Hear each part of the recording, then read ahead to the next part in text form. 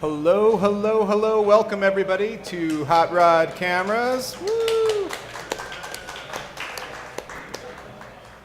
This is our first ever annual summer bash we're calling Cine Beer.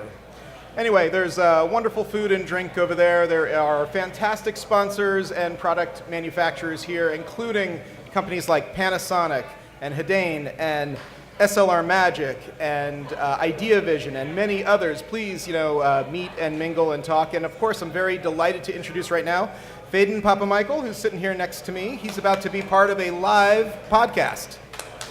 Thanks for having me. The Cinematography Podcast has been going on for about 3 years now, and you will be able to find all of our episodes at camnoir.com and also on iTunes. And without further ado, here is the co-host of the Cinematography Podcast, Ben Rock.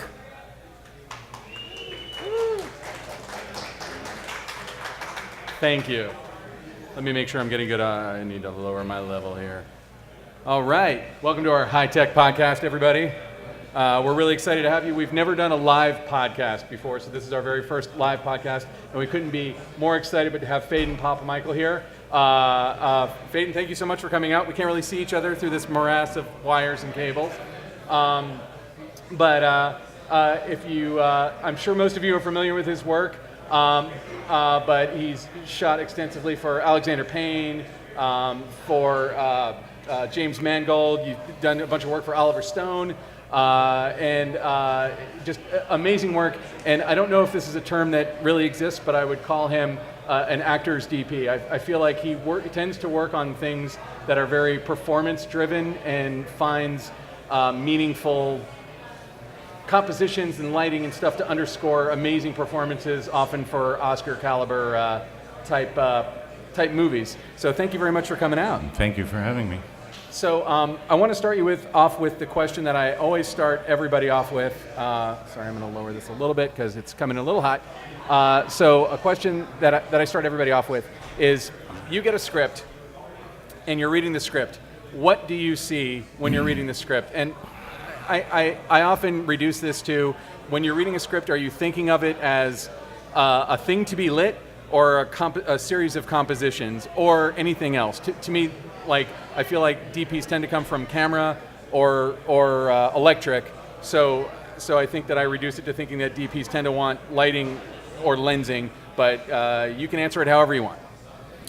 Well, the first thing when you read it, I try to read it through, not in a technical way. Am I speaking loud enough? Can you guys hear?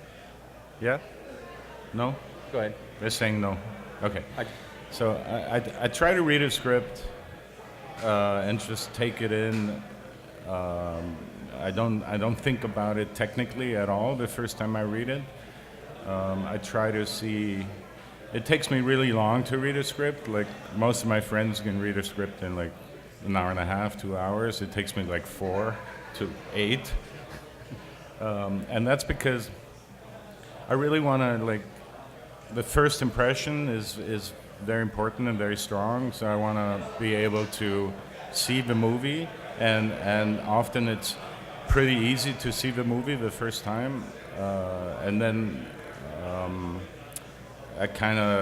I see it edited and acted out. It helps when I know what actors are considered, and then the music, and I see the final product, and if I can do that, then that's my first good response to it. And this is before I think at all. I mean, I do sort of pay attention. From a selfish standpoint, I do consider, is it a lot of nights? Is it gonna be hard? Is it gonna be shot on the North Pole or in Jamaica? Those are considerations. But other than that, I just try to see if I can see it, if it comes to me. And I'll give you a good example. I read Nebraska, and it was I could see the movie right away, and I could, I knew it would be a very good film for me to do. It would suit the way I like to photograph things. It had a simplicity.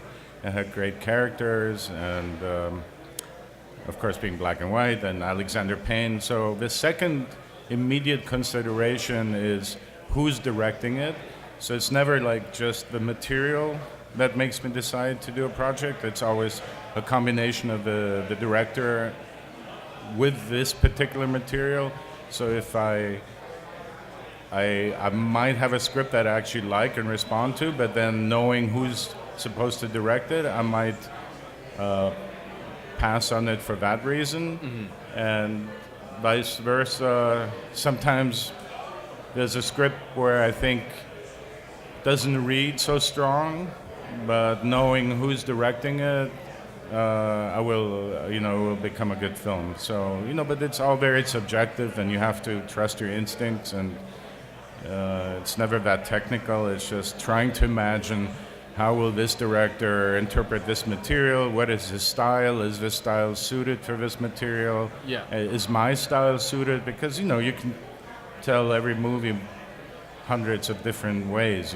It's a lot of it is just a matter of taste, and you want to find, the most important thing is you find a director that's wanting to make the same movie you want to make, or that everybody's on the same page, and that's why I tend to do repeat business with a lot of directors. I've done 4 movies. I'm starting my 5th movie with James Mangold. I've done 4 with Alexander. I did 3 with Wim Wenders. Because it's partially to protect myself, because I kind of am able to gauge and know what it's going to be like with this material, and I won't have any surprises, because a lot of directors, they say the right things in pre-production. They talk all the things you want to hear. They do have good intentions, but often, when the reality sets in and they're on the set, and it's not the same thing. So they lose track of what's important.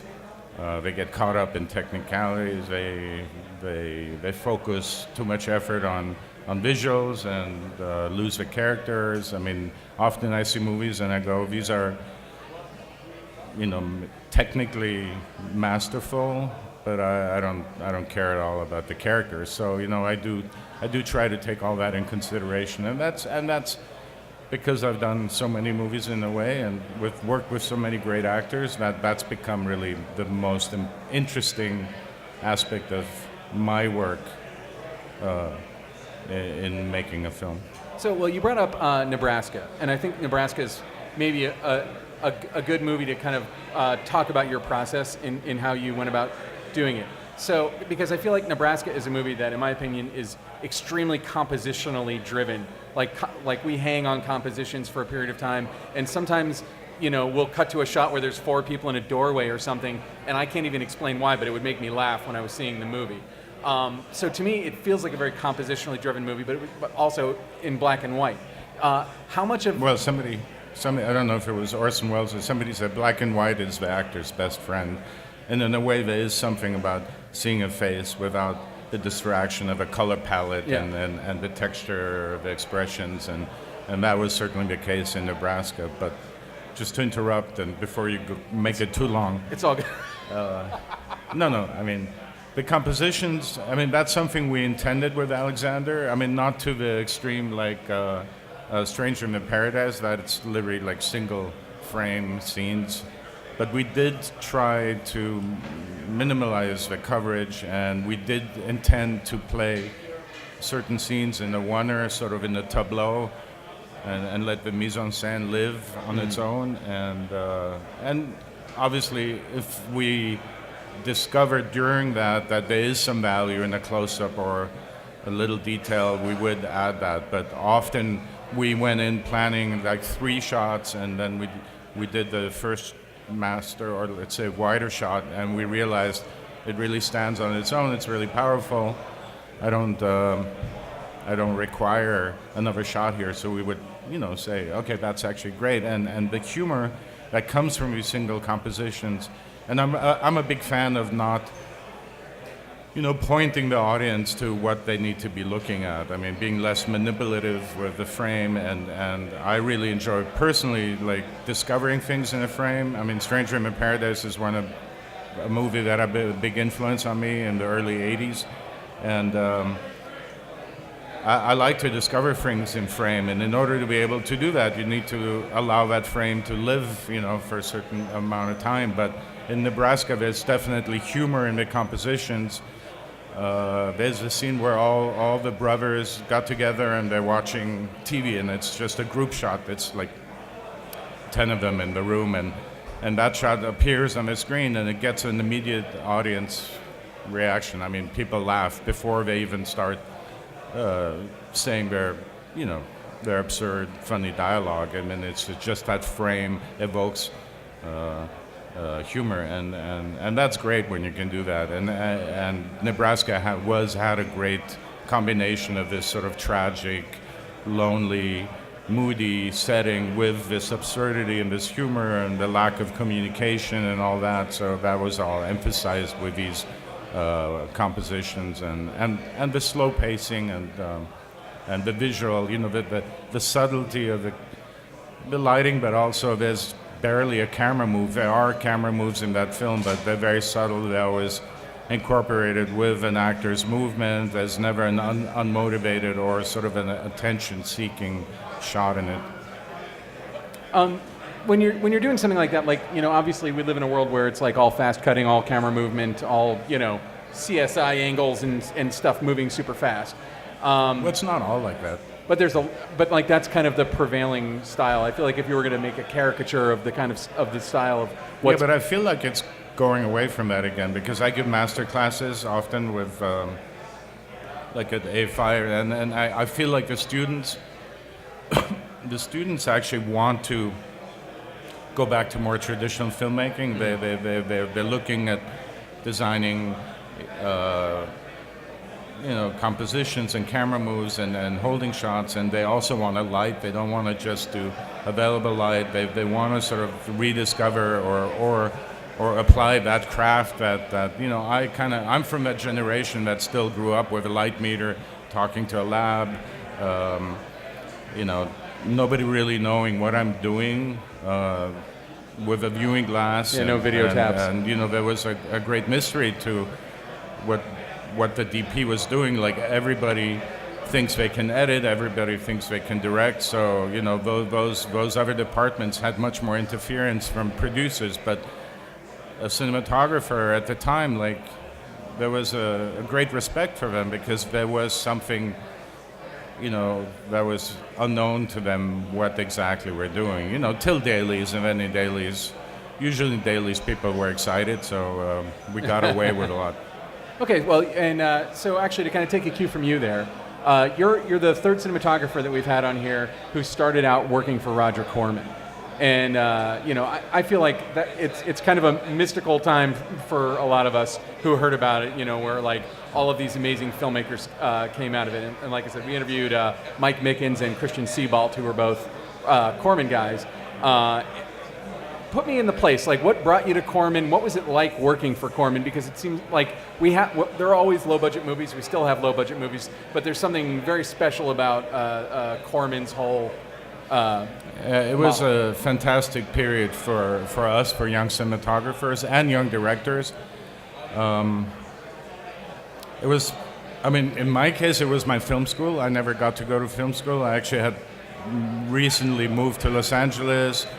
Most of my friends were at AFI, but I actually never went. I was going through a magazine called Dramalog at the time, but this is before internet. You could find films that were looking for crew, mostly deferred pay, and so I shot a few shorts, but getting into the Corman Studios down in Venice on Main Street was really fantastic for us, because we would do features in 15 days, so there was a lot of pressure. We had to be fast.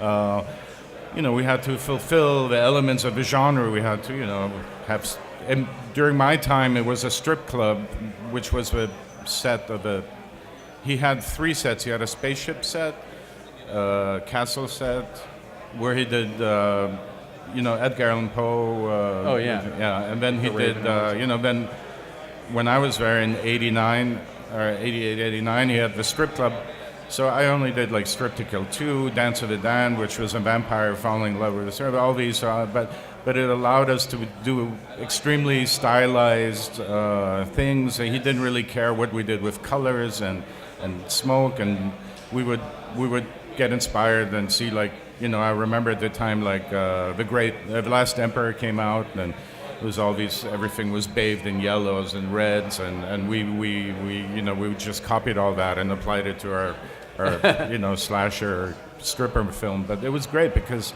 it wasn't like television, which was pretty conservative at the time. We really could do a lot, and I was very fortunate because my crew were all AFI students. I had, you know, Janusz Kaminski was the gaffer on 6 or 7 of those. Mauro Fiore was the key grip, dolly grip. Wally Pfister was on the crew. And they started also eventually shooting second unit for me. So we were this group who really had fun and really learned a lot. And we were getting paid. We're shooting 35 millimeter. We had a BL2. We had great little size super speeds. We had Fuji film that somehow came from a gray market in Hong Kong, but we could, you know, shoot as much as we wanted, really. Gray market and, Fuji. You know, they all got theatrical release. We were dealing with Photocam, you know, Mato, my colorist at Photocam, who I used for, you know, over 25 years, was a great colorist. So we really learned the craft. You know, we had our little spectrometers. We really learned it. I had very limited experience prior to that because I was a still photographer. I didn't really come through the ranks of ACing and or gaffing. I'd done one movie as a gaffer, one as a first AC. I was not very good at any of that. So it was really a great film school, and I feel like, I mean, I got super lucky that I got to, in a way, not spend 4 years at USC or UCLA and just get to work right away on something like in that. Also with that pressure, you know, we had to be fast. It was very important that we were fast. I mean, I would do average over 60 setups a day. And how many cameras are you generally running? Mostly single camera. Wow, so that's Yeah, fast. I mean, we did have a 2C, but it was not a sound camera. So for some action stuff, we could add another camera handheld, but it was all single camera and tiny crew. So, you know, And then just to add on to that, like with Janusz and Mauro and Wally, we all, you know, we also continue to be collaborators and remain friends. Like Janusz, I mean, later Janusz hired Mauro to gaff Schindler's List, and then Wally was my operator for 10 years, and then shot the first feature I directed. With Drew Barrymore and Sean Young right after Poison Ivy. Nice. So it, you know, we all stayed together. And actually, recently, 2 years ago, we created this website because we just wanted to give people an opportunity to listen to these stories, you know. And it's not technical at all. It's just like advice, how to get started, and it's purely conversational. And it's called advancedfilmmaking.com, and it's on Vimeo, and it's Janusz, Wally, and we interviewed other people, Wim Wenders, Alexander Payne, Kevin Tent, the editor who's cut all of Alexander's movie, who also at the time was at Roger Corman. So it's a little bit just, you know, stories of how we all came up, which we all had very different paths. I mean, obviously everyone knows Janusz, you know, started with Steven on Schindler's List. Wally did B&C movies for a very, very long time till he came across Memento, which was just another one of those low-budget movies, and started his relationship with Roger Corman. I mean, with Chris Nolan. Oops. So how did you, like, so you said that you didn't really have a lot of AC or operating experience before you got to Corman. How did you end up DPing at Corman back then? Well, I was a still photographer. I moved to the States and was approached by a friend who wanted to direct a short film, and she had seen my stills, and she said, "Oh, you should shoot my movie." I go, I don't really know how to do that, you know. She goes, "It's the same thing, you know. It's composition, it's setting, you know, the exposure," and I'm like, "Okay." And we had a Claire MPR. At the time, it was the one used on Faces on Cassavetes' movie. Actually, the director was Liz Gazzara. She was Ben Gazzara's daughter. And didn't your father work for Cassavetes? My father worked for Cassavetes, so these were some people. We had access to that camera. It was sitting in the closet. And I literally, the day before we shot, I went through a 3-page manual how to thread the camera, and we just started shooting. And we had lots of, a lot of mistakes were made. I didn't have a spreader, so my wooden sticks kept sliding away. I kept saying somebody should invent something to hold these legs together, and then we're at Photochem, and I remember. We're watching dailies and everybody's like dressed up. It was our first, projected dailies, and they were very excited. And it comes up and everything is like flash blue, light blue, like flashed out, like pulsating.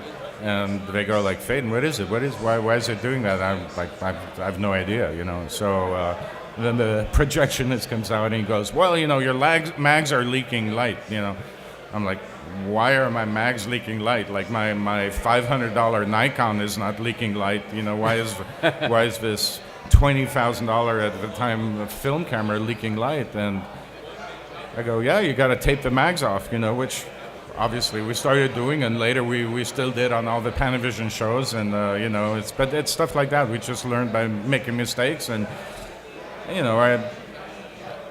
I started using a light meter. First, I didn't have a light meter. I would actually use my still camera, which had a light meter as my light meter. I would look for the Nikon and set exposure, set it to the ASA, 400 ASA, and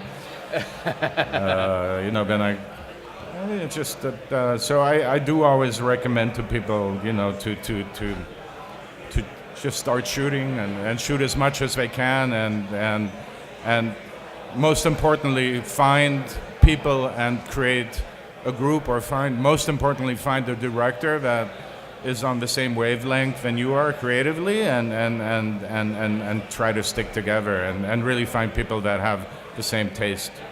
So did that short get you in the door at Corman, or was there more? No, because of that short, that was in New York. I moved to LA, and then. Like I said earlier, through this magazine, Dramalog, I actually shot a UCLA graduate film. I actually interviewed for Alexander Payne for his UCLA graduate film. Oh, wow. At the time.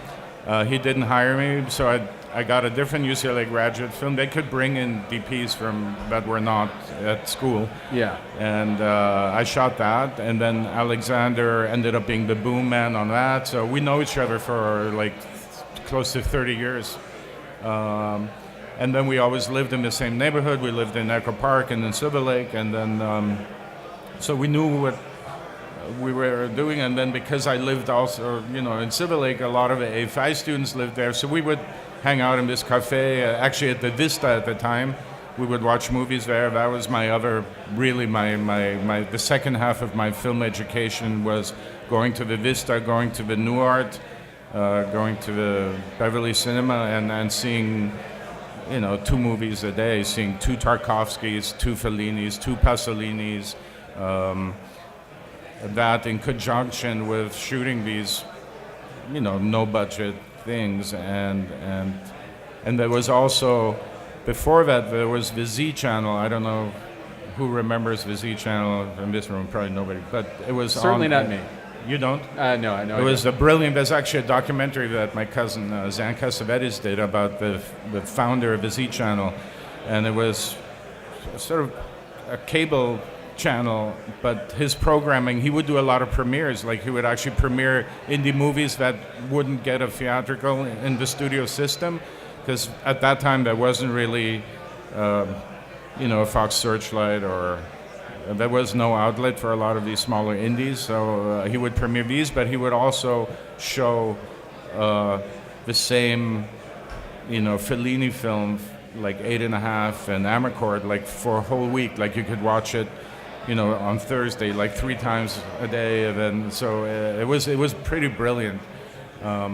Later, he committed suicide. Oh man. Yeah. But it's a very interesting documentary. So So you were watching stuff on the Z Channel, or I'm unclear. I was watching those on television in conjunction with going to as many films, to the art house theaters at the time, the revival house theaters, and watching as many films as I could. And also then all my shooting friends, scenes, being in the same stage. I mean, I think that's really the most important thing about a film school, and the most valuable thing about the film school is that you are being put together with collaborators, friends, kids who are on the same level than you are, and you're all. I think those groups and those friendships that you can form in film school, I think that's probably the best part about film school. I'm not a big, supporter of, what's actually taught to you or what the teachers can actually teach you in film school, because I think a lot of it doesn't apply to the reality of working on a set. So I would say, if you can. Unfortunately, there's no real internship program anymore, but if you can get on as a camera PA, or if you can work on a feature in the camera department, somehow that will give you 10 times more practical knowledge and an insight to how you can fulfill your craft than being 4 years and getting a master's from UC, I think. So after you've made a number of movies for Corman, you kind of moved on to stuff that was more, I don't know if it was studio based, but stuff that was had bigger budgets, things like Poison Ivy, which... Yeah, that was a New Line movie. That was, our budgets at Corman were $300,000. Yeah. Poison Ivy was $5 million. It was, instead of 3 weeks of shooting, it was 7 weeks of shooting, which was, incredible for us. And and then I did a miniseries, Wild Palms, that Oliver Stone produced, and that was interesting. I had great directors, Kathleen Bigelow, Phil Giordano, Keith Gordon. So there was a lot of interesting filmmakers. And that was like some cutting edge stuff for its time. Yeah, too. It was cutting edge stuff at the time. Also, technically pretty advanced. And then it was really my first studio break came with Cool Runnings, because John Turteltaub was a director that I had done a smaller Corman-like film with, called Driving Me Crazy, with Dom DeLuise and Billy D. Williams and Thomas Gottschalk, and it was, but he had to, he got Cool Runnings, which was also a very low budget studio picture, but it was Disney, had John Candy, was $17 million, but it became a commercial hit, and it made close to $100 million. So, through that we launched sort of our collaboration with Turteltaub. I did While You Were Sleeping with him, which was Sandra Bullock's second film. They only knew her as like the girl from the Bus movie at the time. And then we did Phenomenon later. That was our last film together.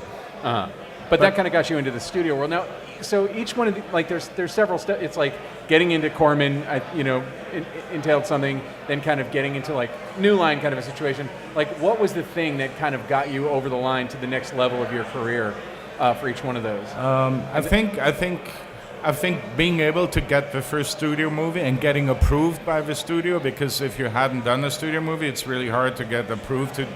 But because Wild Palms was like a prestigious miniseries,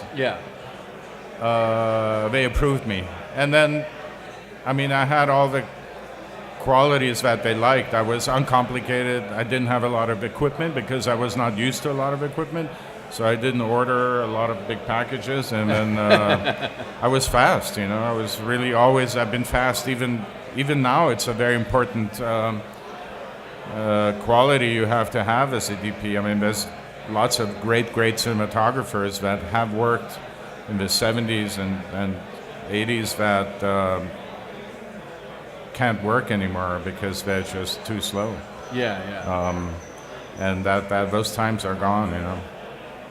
Well, and I think that your stuff, when I asked the question about composition versus lighting, I thought I had pegged you for a composition person because I think your work has such a specific, beautiful composition. I'm thinking about, like James Mangold's work is rife with amazing compositions, but 3:10 to Yuma is such a striking, beautiful, gorgeous film, and I feel like so compositionally driven from the film. Yeah, definitely coming from stills, the frame is like the most important base for things for me, the composition. But and then lighting is mostly, I start with the base of natural light, and then I look what that is. I try to get a camera up really early in rehearsal and blocking, so I can already look through a frame when we're moving the actors around, and I get involved in the blocking very, very early on. That's another very important tip for young cinematographers, because you don't want to do it later. You don't want to do it after they worked it out. You don't want to do it when the director kind of has figured it out. You want to do it early on, so because once the actors walk out of the room, you really want to change as little as possible, ideally nothing. So, but if you get involved early, and often it's a very simple step. It's taking the action as it is and just rotating it 45 degrees, and then everyone is side lit throughout the scene instead of backlit and front lit. And also, I tell the director, if we can block it like this, and if we can shoot it in over a 2-hour time period, I'm not going to have to fly 3 condors out the windows and maintain it. I can actually do this scene. Are you comfortable trying to attempt doing this in the next 3 hours? Because I think we can do it in these 3 shots. And he goes, yeah, because it's an advantage for him also. It's an advantage for him to not have to wait around. It's an advantage to have the actors be fresh and not burn out with a lot of coverage and wait for big relights in between setups. Yeah. So that stimulates the entire situation on set, and actors really love it.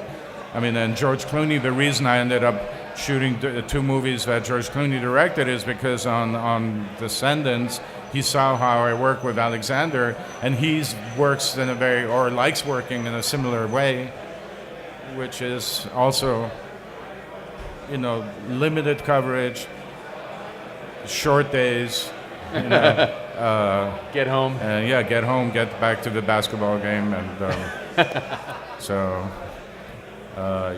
that's really important for some directors. Other directors, it's a process. They storyboard things, they stick to things. I've worked on 2 features with Gore Verbinski. He comes from commercials. He's very technical. We did Mouse Hunt and Weatherman, and I prepped another big show with him called BioShock, which actually never happened because it was very technical and very expensive. But that's a different process. It's the creative process happens more in the pre-production period and the design of the movie, and it's illustrated. It has previs. It has in those days it was storyboarded. But then when you actually go and work on the set and when you're actually executing the work, you're kind of painting by numbers.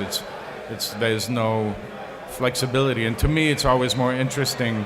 Like I remember, and I love Gore, so don't get me wrong, but I remember going from Weatherman, which was very designed, very specific color palette, and I went straight to Walk the Line, which was, very reactive to Joaquin Phoenix being, method actor, us never really knowing what he's going to do, where he's going to go, is he going to smash the guitar, is he going to fall off the stage. So being super flexible, in a way like Cassavetes style, and camera being the slave to the actor versus vice versa. And, to me it was liberating to come onto a show like that, off a show that, was also very challenging, but is so controlled, where the palette and the shots are so controlled, but it's the technical challenge, and the standards are really high. But to me, it's not so much fun. It's not the challenge I'm looking for.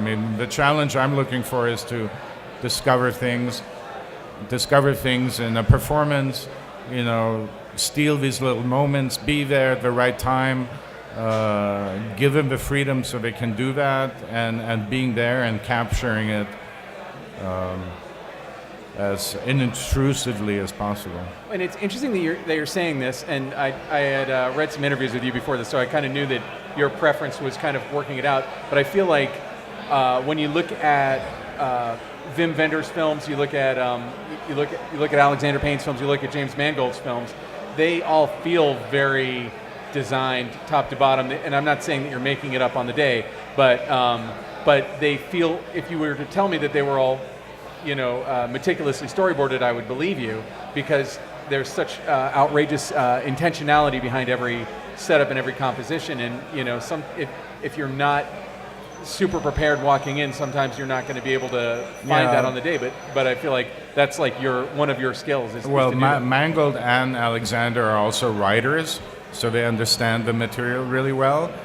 Mangold is also a very good visual filmmaker. He has a good eye. He's a photographer himself. So is Wim Wenders. I mean, I've seen all of Wim Wenders' movies. I grew up very influenced by Robbie Miller.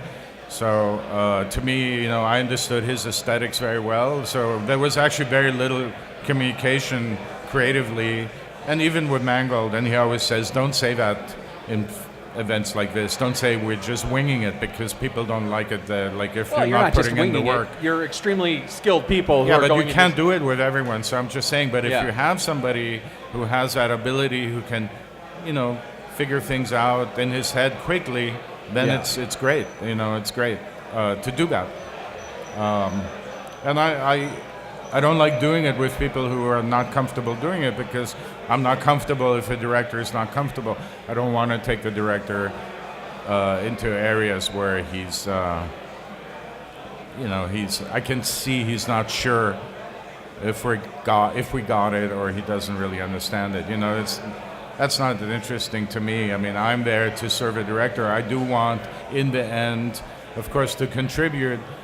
But if you look at the movies I've done, they're very diverse in style. I mean, it's not like Vittorio Storaro where you go, oh yeah, he shot that. It's like I see his handprint all over that. I mean, I do like to say that, this movie I did for this Georgian director, Nana Georgiadze, I never talked to her about anything because she didn't communicate at all. But like, if you see the movie I did for her, it looks like all her other movies in a way. It feels like the integrity of her storytelling is there. Same with Wim Wenders. I mean, it's very much a Wim Wenders movie in terms of mood and feel and pace. And Gore's movies look like Gore's movies, and Mangold's movies look like Mangold's movies, and Alexander Payne movies, although we don't always aesthetically agree, especially in the DI,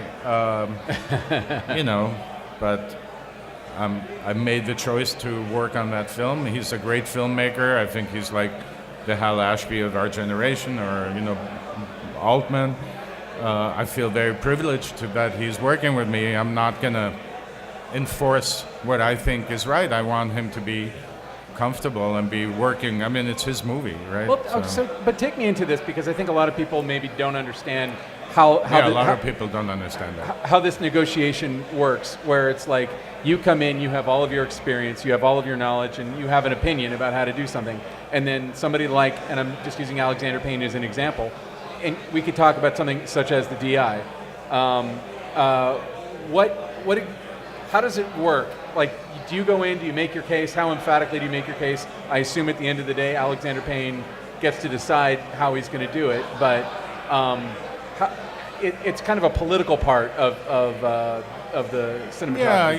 Yeah, I mean, look, you have to like your director, then you don't feel bad about manipulating them sometimes, because it's with good intention, and of course, like I said, if they're not comfortable, but that's your experience comes in. I mean, we have, as cinematographers, we get to do more movies than directors. I mean, Alexander is very prolific. He's done 7 movies. I've done 42 or something. So, of course, we have more experience. Also, I think we're maybe a little better in terms of time management. Like, I know when we're falling behind, and I know when I see it before almost anyone on the set because I've just been on so many films, that I do control the pace. I try to, and I just worked with a very young, inexperienced filmmaker on a great project, and he's the writer, and it's a great film, but he had no concept of time. And he's like, we're shooting a scene, and he's like getting distracted. He sees something. We shot it in Brooklyn and Brighton Beach, and there's stuff going on all over us. I mean, there's super interesting things. And he would be like, we also want to get these people on the street there, and like this old couple there, and then I'm like, yeah, we'll get that, but like we're gonna, like you got like 40 more minutes to do this, and then we got to turn around, and then if we get this scene and we have time, then we can go down the street and maybe grab some of those. But like you got to focus them, and I feel comfortable doing that because I know I'm just helping them. Because I say, if we don't turn around now, or they'll design some shot that I'll go, this will never play in the movie. It's because I've also directed 5 features, so I mean, having spent time in the editing room is super valuable for a cinematographer. Because you design these shots that are long shots, and they look great, and they stand. Even the scene can function great individually on its own, but like in the context of the entire structure of the movie, it just doesn't work that way. And that, unfortunately, you only discover by suffering through failed, ill-designed movies. So I do sometimes tell him like this is not good. This is not a good move for us because it's gonna cause this and this down the line. If you want to spend the time on this scene, be prepared to drop this or this scene. And things like that, which is very hard for a director. I mean, a director always wants everything, and especially if they write it. And that's. I mean, I do feel comfortable giving them sort of a bigger picture of the reality of what are the production restrictions for you financially. Also, I mean, they don't understand really what is involved when they say I want to shoot on this location on the 5th floor. I'm like, we can do it, but it's going to take us, 3 hours to get set up because there's only one elevator. There's, I can't get scaffolding outside, so we have to get scissors or condor, which is going to come out of your budget here, and so I will manipulate them or whatever you want to talk, how you want to call it. I will try to make them shoot it on the 1st floor.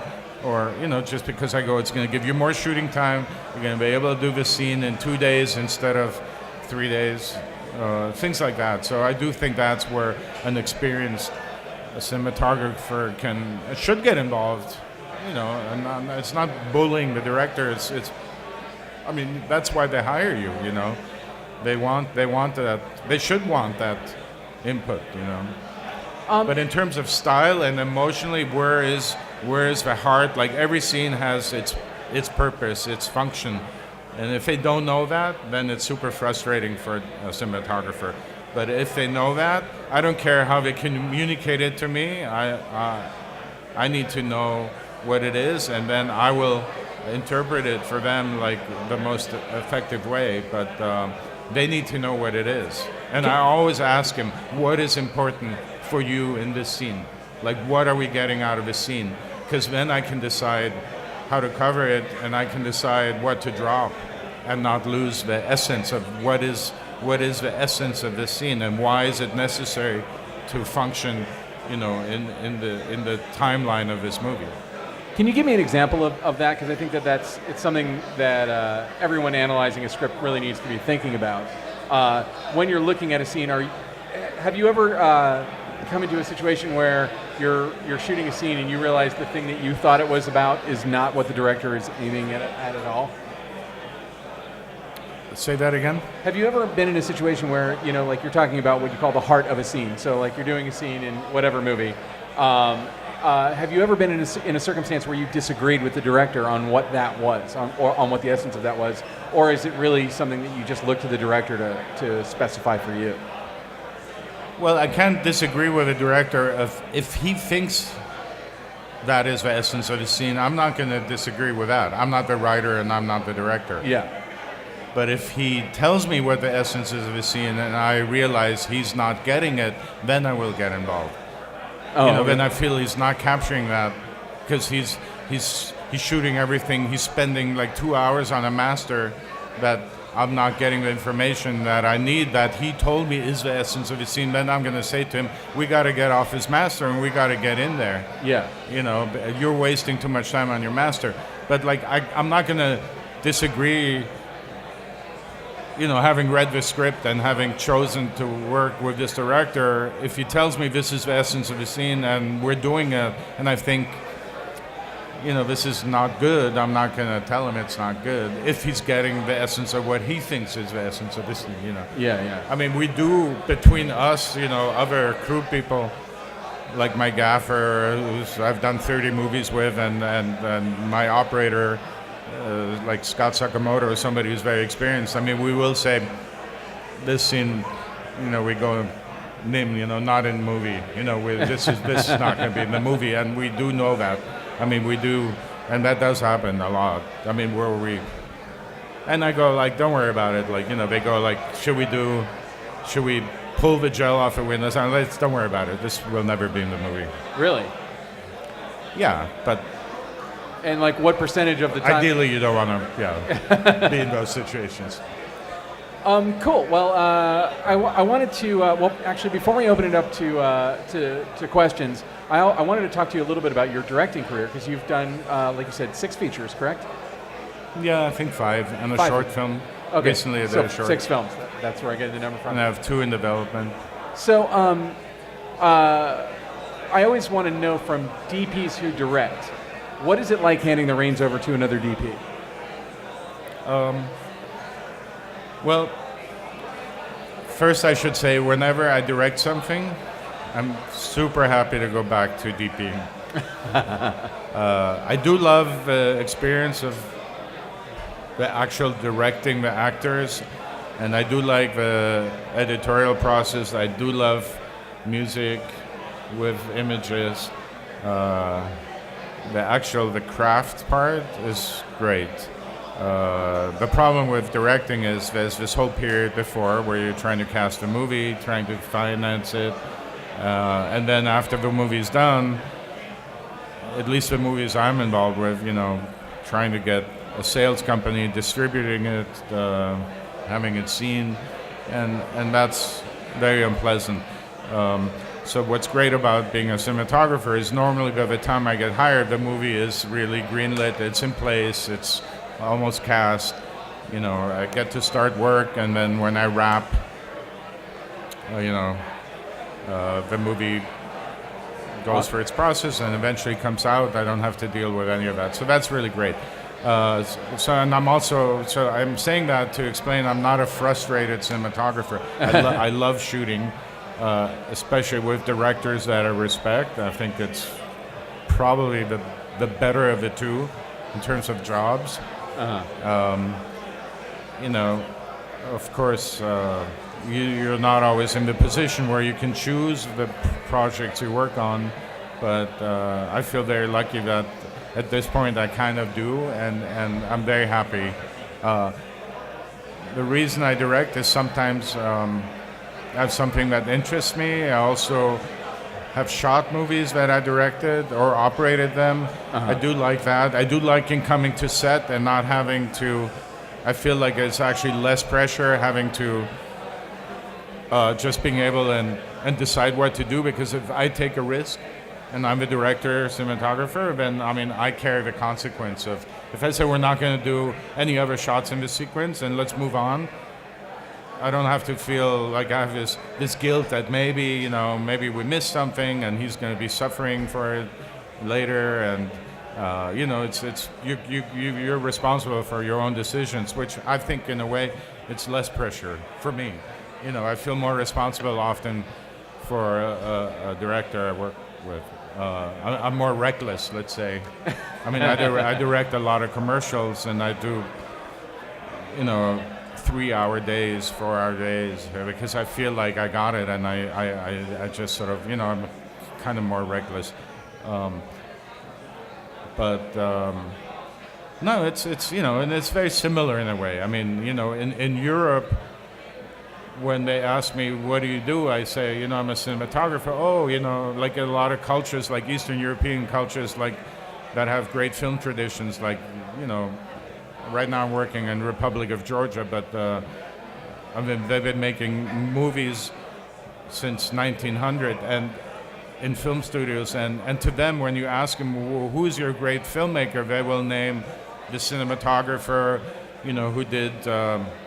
of a director who did like I'm Cuba and the cranes are flying, and then they'll name this cinematographer. Or if you talk to Polish filmmakers or look at the Polish film traditions, the respected filmmakers are not just the directors. I mean, we're storytellers in an equal sense, and of course, as a cinematographer, you're a little more technical. Also in China, they exchange a lot. They one guy shoots one movie, the other one directs, and then on the next movie they reverse roles. Oh, really? Yeah, and it's. I think it's. I feel. We're just telling a story, and okay, I'm this time I'm more in charge of the, framing, running the crew, lighting, and then next time I'm, more in charge of, this designing shots and working with actors. But it's I think it's very very related the two, and I think I think it's great to be able to do both. I do think there's great value in having directed when you do any other job on a movie set, because you also learn respect for all the other positions, all the crews. You realize all their contributions in a different way. A cinematographer, often because you're like the main guy in a way on the set, you think that what you do is of greater importance. But if you're a director, you realize that every element is super important. Like if you don't have the right prop, if you have a bad wardrobe, if the trucks are parked in the wrong spot, if there's no food, that if the crew's not happy, it's like you realize like you can't make a good movie that way, and I think it just opens up your filmmaking sensitivities to be aware of like all the elements that it takes. There's also the actual production part when you're shooting a movie. It's a very important part, but it's just one small piece of the puzzle. Yeah. I mean, the casting is, the script is number one, casting, locations, and then, the edit. I mean, a movie gets conceived or made 3 times: in the writing, in the shooting, and then in the edit. And each time you kind of discover the film new. And if you've never been through the entire process, I think you're limited. When you're directing and DPing, and I'm always curious about this with people who do both at the same time, how do you parse out watching for composition, lighting, and all the things the DP would look for? I don't recommend that.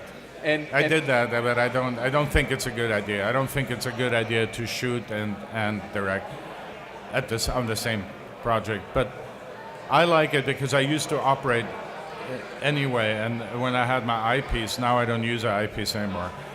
But I used to live in my own little world in my eyepiece. It was like sitting in a movie theater. And I actually felt I can judge performances really well, and I also feel the physical proximity to the actor, not being in a video village or in a tent or far away. I mean,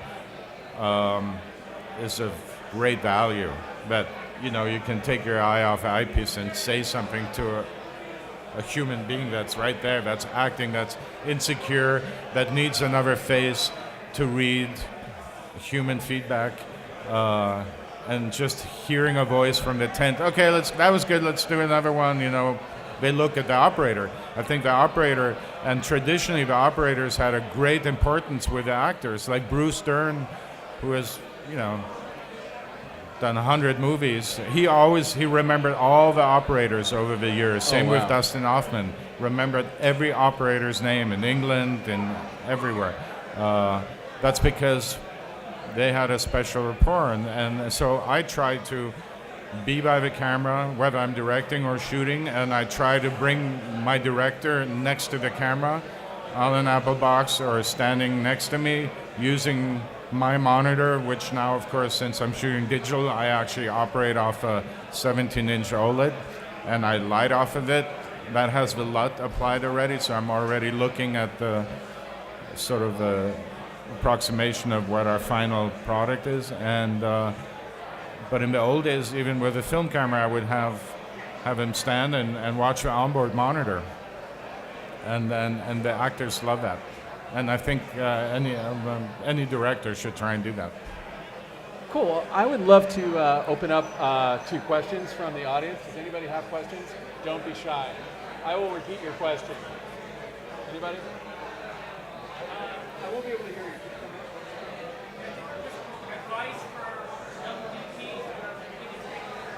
Yeah, I mean, I was at Cinegear on Friday, and I ended up standing next to Hoyte and Linus and Maddie and just drinking and gin tonics, and people came up and asked that question. Like, you know, they didn't really have time to have a conversation with us. Just give me one piece of advice, like when.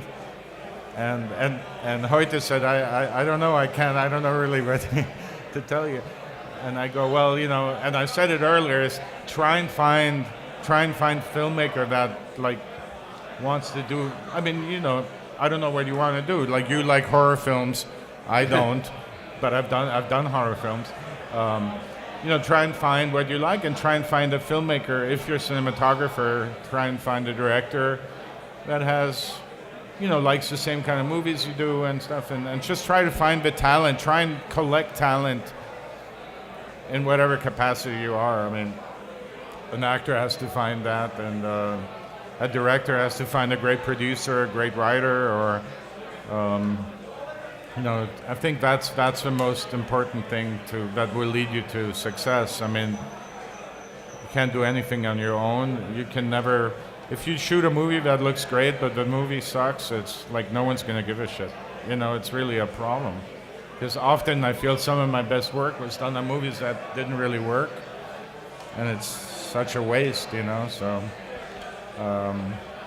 I mean, there's Snow Falling on Cedars is one of the most beautiful movies in the world, you know, ever.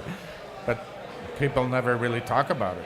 I actually went to see that movie just because Robert Richardson shot it. Yeah, I mean, I watched it, you know, several times, and it's beautiful, but you mention it to people, they're not aware of it, you know.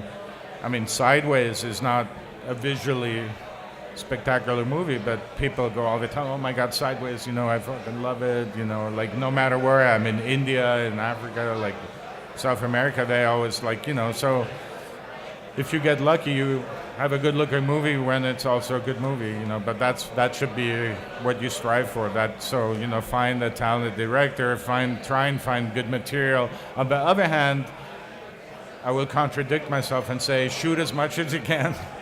I mean, I've shot, you know, all of us, Wally, Pfister, we all did, you know, a shitload of movies that certainly were not going to be good movies. But, you know, we experimented with them. We tried, you know, fine-tuned our skills.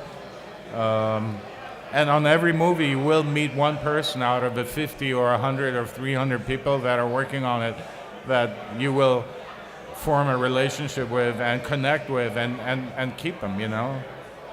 Try and keep contact, trying to work with them again. And it's a lot of it is this kind of networking within. I mean, it's amazing. I mean, I couldn't believe how many people were at Cinegear on Friday. I mean, I haven't been in a few years, and it's unbelievable the amount of, you know, it's scary in a way. I would be scared if I was 22, you know. I mean, I'd be, but again, you know, I mean, we have all these abilities now technically everyone can go out and make a movie. I mean, I have everything at home where I can do a fully releasable feature with just what I have sitting in my house. It's nothing special, you know. By the way, the question, which I will repeat them all before we go, was any advice for young cinematographers? So who else has a question? Just come up and tell me. So the question is there any shot specifically that you've done that stands out in your career? Oh, single shot, like the most amazing single shot experience.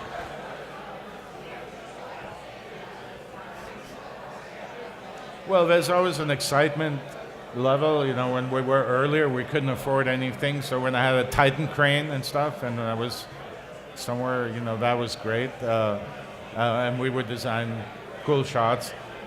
But like I said earlier, a lot of those were not really suited necessarily for the scene just because we were given the Titan for one day, you know. No, but you know, I mean, I've done some incredibly long wonders that I was very happy about as a director. Like I remember the first movie I was directing, I had a 7-page scene and I designed it to work in 3 shots. And I didn't get a shot off before lunch, and the producer was flipping out, and I go, don't worry about it. And then, like, you know, we did these 3 shots, like, from lunch till, like, 4 in the afternoon, and I go, we're wrapped, and it was a 10-hour day. So that kind of stuff is great when you feel like you resolve something like that. But I would hate Steadicam, so I would lay track for, like, hundreds and hundreds of yards through forests and stuff. That was always great when we successfully completed that. But, you know, eventually I was able to afford good Steadicam people, and then I hooked up with a young Steadicam operator named Jamie Muro, who later became a DP, but on Wild Palms, he changed everything for me. He was uncomplicated, could go low mode to high mode within minutes, and he was very creative, and he opened my eyes in terms of using that tool. I was going to ask you what you didn't like about Steadicam. It seemed like Steadicam would be very helpful in some of the stuff that you do. Yeah, I mean, I always tell the Steadicam operator, make it look like a dolly shot. So, but it takes, you know, not everyone can do that. Although I do find a lot of, I do try to meet and use young, new operators on commercials. And I'm always blown away, actually, the skill level, you know. Yeah.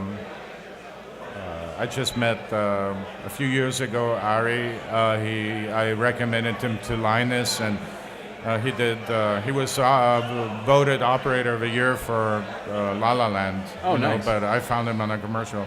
I mean, I wasn't the first one who found him, but I recommended him to Linus, and it's great to find them. They're great, you know, but. I'm fortunate enough. I'm still working with Scott Sakamoto, who's amazing, but you know they're all getting older, as am I. So. Any other questions? Yes. The question is, and this is a loaded question: what is the toughest film you ever worked on? Oh, that's not hard. Mentally. Psychologically, the toughest one was working with Oliver Stone because he's very demanding on himself, and he likes to work under this environment that's very challenging because I think it focuses his own mind, but not everybody functions well under those conditions. I personally prefer a more easygoing, relaxed director, and I feel like I prefer to be the one who's worried and put on pressure. So that was very exhausting. It was challenging to meet his incredibly high standards.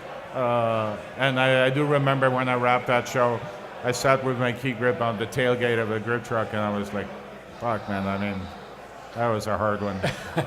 I'm glad. I mean. That one's over. But challenging in terms of physicality. I mean, 310 to Yuma was very hard with the horses. New Mexico in the winter, unbelievable. Super short days. Like it wouldn't really get bright enough to shoot till 9 a.m. And then at 2:30, 3 o'clock, I was already pulling filters, and then the producers still insisted on breaking for lunch, so I would have like 2.5 hours before lunch and like 2.5 hours after lunch, and big action scenes, stunts, horses, crazy, and but that's when it helps having a director like Mangold, who can move fast and is also responsible and doesn't not wasteful. I mean, he's very good. He's become very good with production. I mean, on Logan, I did 2 weeks of reshoots on Logan. I shot the whole final sequence over, and and then we went in, and on Greatest Showman we actually did a 2-week fix. Oh wow! Michael Gracie was still present, the director, and he did a great job.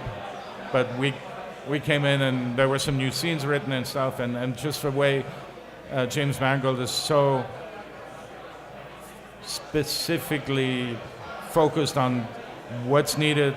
Like little things will make a huge difference in terms of performance, or, I mean, I'm not talking shots or vision. I mean, the show was completely designed and the look was established, and Seamus McGarvey had shot it and done an amazing job. But just like going in and knowing what are these little things that actually will make a big difference. That's challenging not to miss those, but it's also really satisfying. Yeah. But movies in the cold are really hard. I'll take the heat over cold. Any other questions?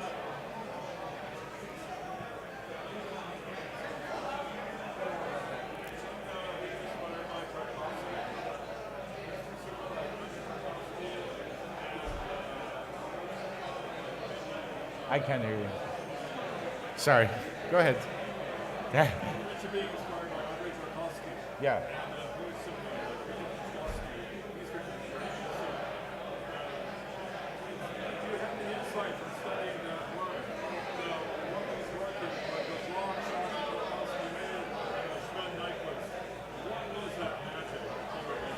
All right.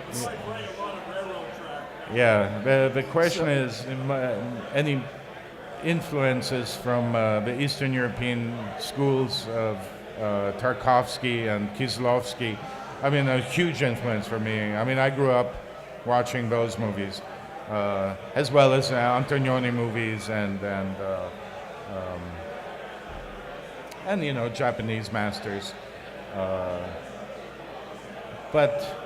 And it was detrimental to me in a way in the beginning, because I was always trying to talk directors into shooting like that, and of course they would be scared. Like John Turteltaub on Cool Runnings was not going to design shots like that, and rightfully so. So I also learned, okay, this is the kind of movie that requires this. But of course, with James Mangold, he's a big fan of those films, and Alexander, and obviously Wim Wenders, so they all know it.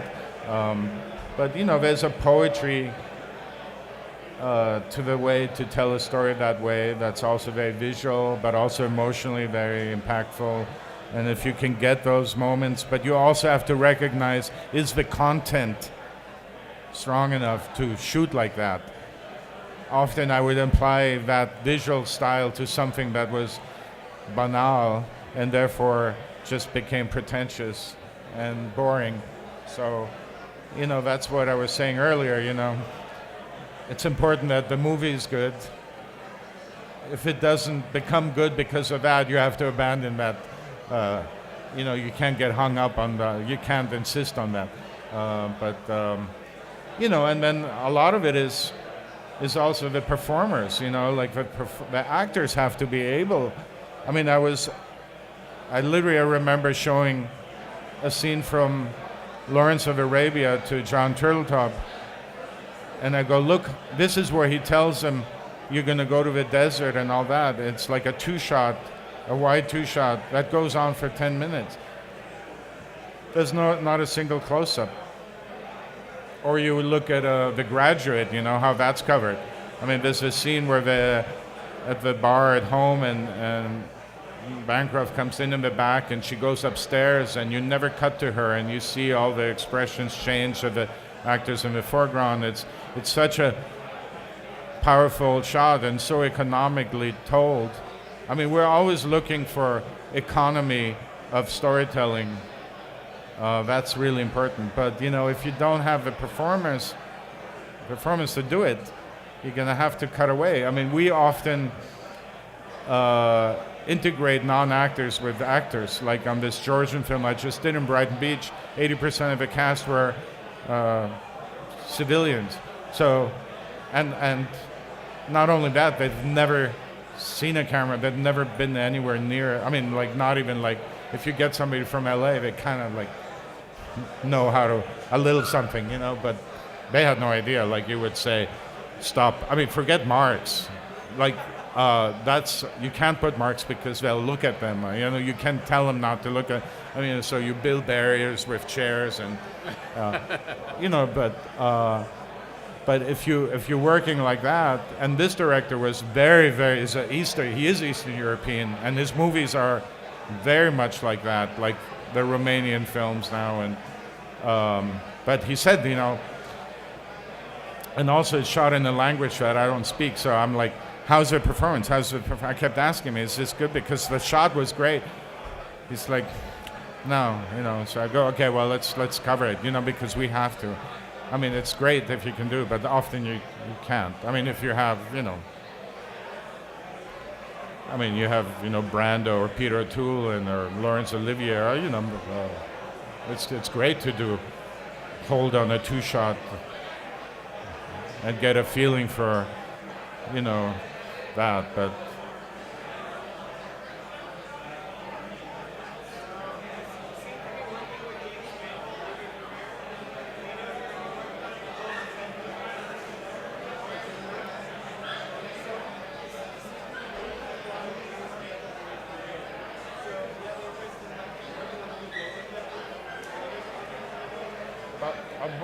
The new Boba Fett movie. So James. Oh yeah, Mangold, Boba Fett. Yeah. Yeah. So the question was, do you have, since you've been working with? Yeah. James I Mangold, mean, Boba Fett was announced. I mean, Mangold is attached. I think he. I mean, this gets complicated, but I think he wants. I mean, he wants to do it. I would probably be excited to do that. I'm not a big fan of all these movies, not just Star Wars, but. I just don't. I mean, I don't watch almost any Marvel movies. Not just because. I mean, I probably could get into them. I just don't. I just don't have the time. I also have kids, and they don't like them. They're bored by them. I show my kids like Dr. Strangelove and The Right Stuff and Lawrence of Arabia and The Man Who Would Be King, by John Huston. Like great adventure movies that influenced me when my kids are 10. And so... You're like, you get to watch Doctor Strange Love. Yeah. So, and then my wife is like, why are you showing them Doctor Strangelove? They're not going to like that, and they love it. They think it's so funny. And they love Peter Sellers and, The Party. And so when I actually I did take him to see Rouge One or whatever it's called. Rogue One. Huh? Rogue One. They were bored, They were bored. They're bored. I was bored. They were bored. So I watch those movies sometimes on the plane. But, with Mangold, and there's a reason I didn't do the Wolverine movies with Mangold. I mean, I turned those movies down. I just didn't want to do them, although but that goes earlier to deciding what material, but in conjunction with, and then I did think Logan was pretty good, for that, but I'm excited that now he's not doing, that we're doing a different story. We're starting a movie right now. I'm doing a 1966 race car movie, Ferrari versus Ford, that has great characters. Christian Bale's in it. It's called Le Mans 66, and I'm happy we're doing, not whatever you call it, like a franchise movie or whatever that is. Cinematic universe. I mean, I did like Guardians of the Galaxy. I thought it was funny. I mean, I like when things are funny. Well, what I appreciate about Mangold, and with something like Logan, you see it writ large, because my wife is not super into the comic bookiest movies. I had no problem convincing her to go check that out. and it was like, it's a science fiction movie that's a comic book movie that's a Western, and also at the same time doesn't feel like any of those Yeah, things. I mean, it's a good American drama, road movie, father, daughter, all that. All those elements are great. And that's what he does, though, when you look at... I mean, he also has claws and stuff, which... I mean, if the other stuff's great, I can ignore the fact that he also slices up people with his claws.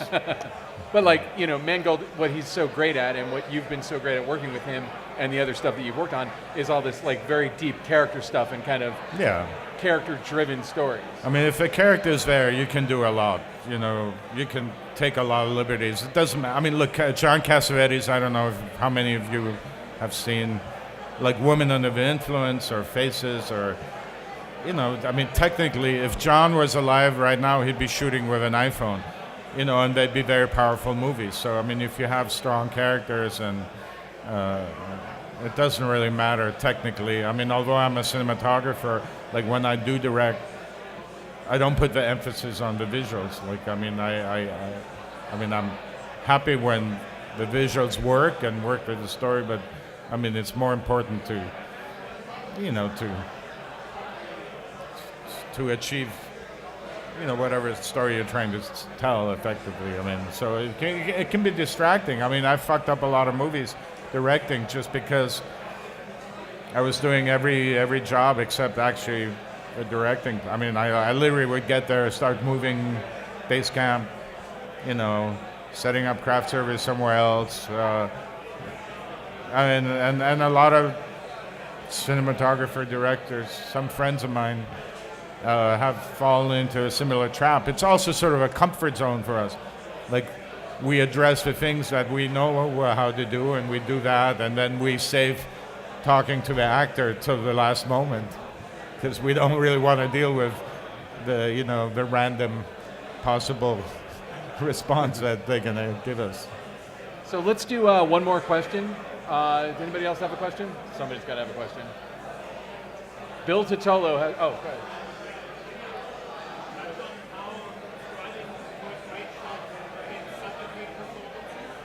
What kind of shot? Oh, how striving for a great shot can suffocate performance. Well, it's what I said earlier. I mean, you really don't want to make actors... I mean, and some actors, by the way, are amazing. And usually the good actors are also technically very good. Like George Clooney is masterful. Like he notices, like, I'm doing something, I'm looking, he's like, wait, do you want me to be bent down a bit? You know, like he knows everything. And I can give him a direction and it won't affect his performance. But of course, others are completely thrown off by it.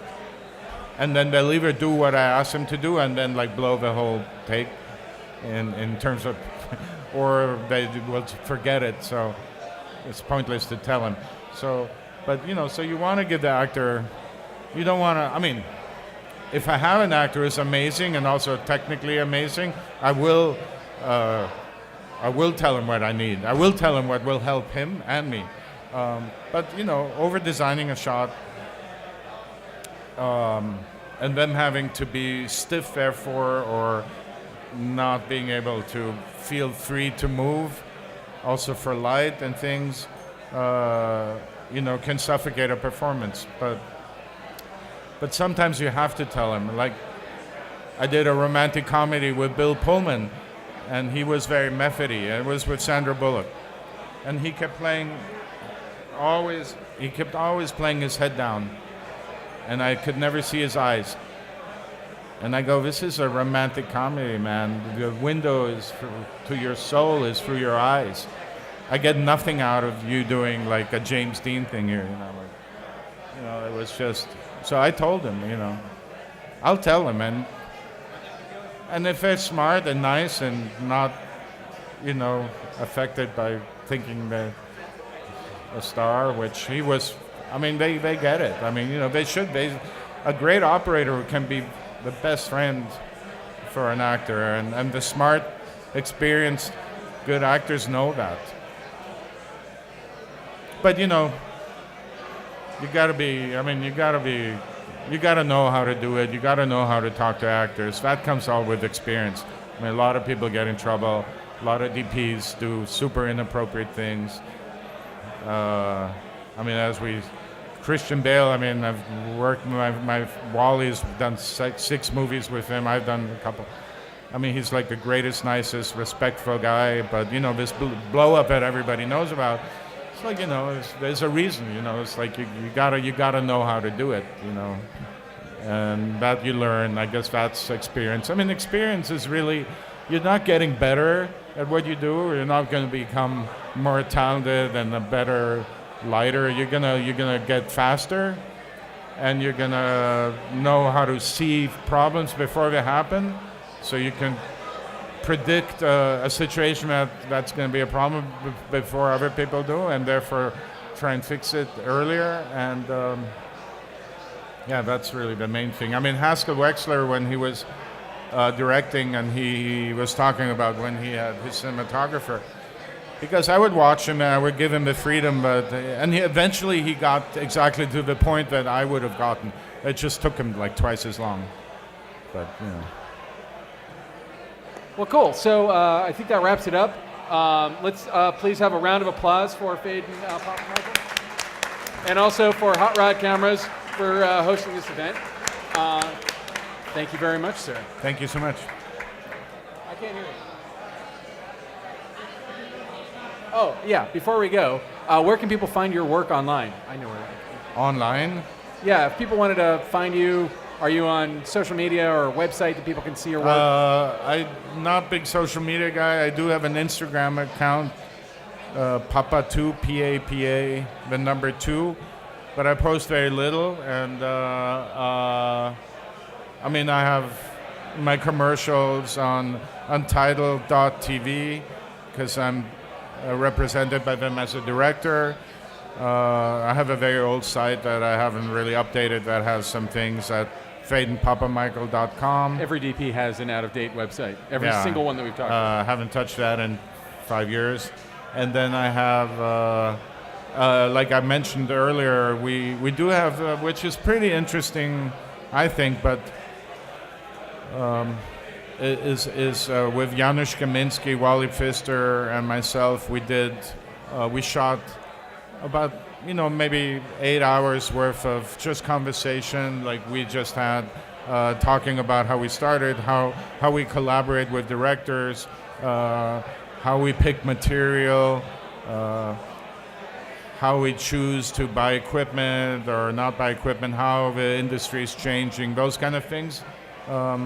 Also lifestyle things, how do you manage? I always think it's very interesting, like when I speak at AFI or somewhere, that the students actually ask me, how do you manage, how do you balance work as a cinematographer, traveling, having family, having kids, not getting divorced. Most of my DP friends are divorced.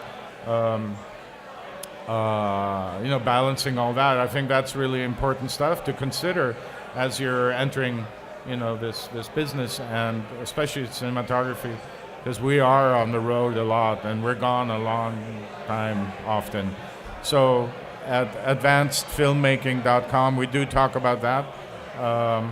It's pretty interesting because Janusz and Wally have had, although we all started at Roger Corman together, they have very different paths and also very different careers.